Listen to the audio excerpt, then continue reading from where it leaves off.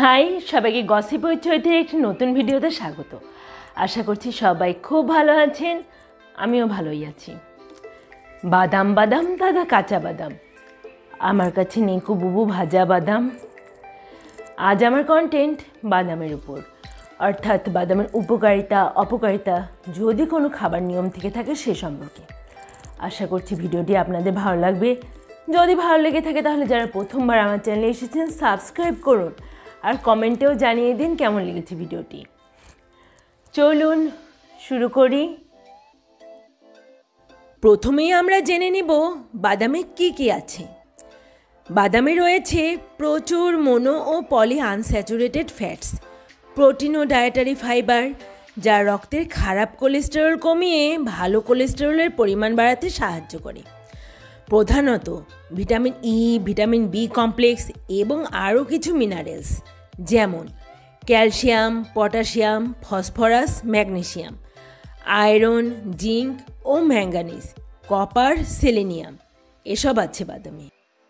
এখন জেনে নেব বাদামের উপকারিতা কী কী আছে। বাদাম হৃৎপিণ্ড ও রক্তের ভালো কোলেস্টেরল বাড়ায়। ভালো কোলেস্টেরল বলতে আমরা সাধারণত এইচডিএল বা হাই ডেন্সিটি লিপোপ্রোটিনকে বুঝে থাকি।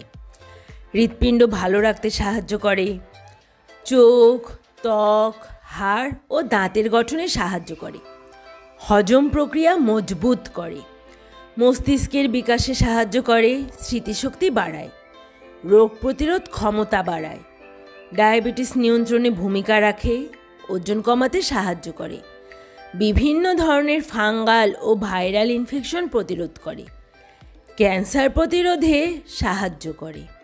জগতের সকল কিছুরই উপকারিতা এবং অপকারিতা রয়েছে। বিশেষ করে যখন তা বেশি বেশি পরিমাণে গ্রহণ করা হয় তখন তা টক্সিক হয়ে যায়। বাদামের ক্ষেত্রেও তার ব্যতিক্রম নয়। এবারে আমরা জেনে নেব বাদাম বেশি করে খেলে কী কী অপকারিতা দেখা দেয়। প্রথমেই যেটি আমি বলবো সেটি হচ্ছে পলি আনস্যাচুরেটেড ফ্যাটি অ্যাসিড, প্রধানত ওমেগা 6 ফ্যাটি অ্যাসিড যখন বেশি পরিমাণে থাকে তখন ওমেগা 3 ফ্যাটি অ্যাসিড বিক্রিয়া করে টক্সিক হয়ে যায়। ওমেগা 6 অতিরিক্ত পরিমাণে গ্রহণ করা হলে তা হার্টের রোগ, আর্থাইটিস, ডায়াবেটিস, অ্যালার্জি ও অ্যাজমা রোগ সৃষ্টি করে।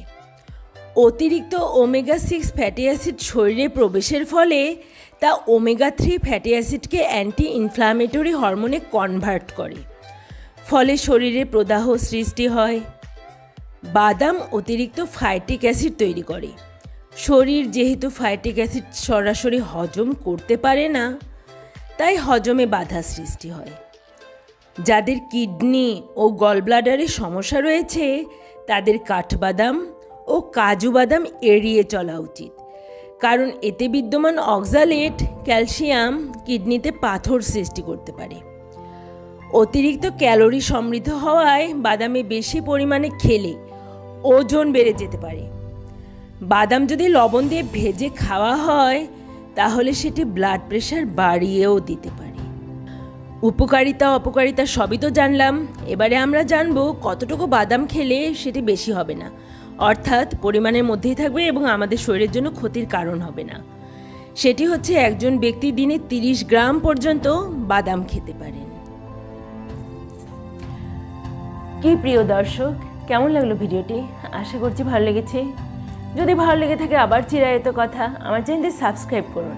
আর যদি মনে হয় ভিডিও থেকে একটু কিছু হলেও আমাদের শেখার আছে, জানার আছে, তাহলে বন্ধু মহলে শেয়ার করে ছড়িয়ে দিন। আজ তাহলে আসি, দেখা হচ্ছে পরবর্তী কোনো ভিডিওতে। সেই পর্যন্ত সবাই ভালো থাকুন, সুস্থ থাকুন।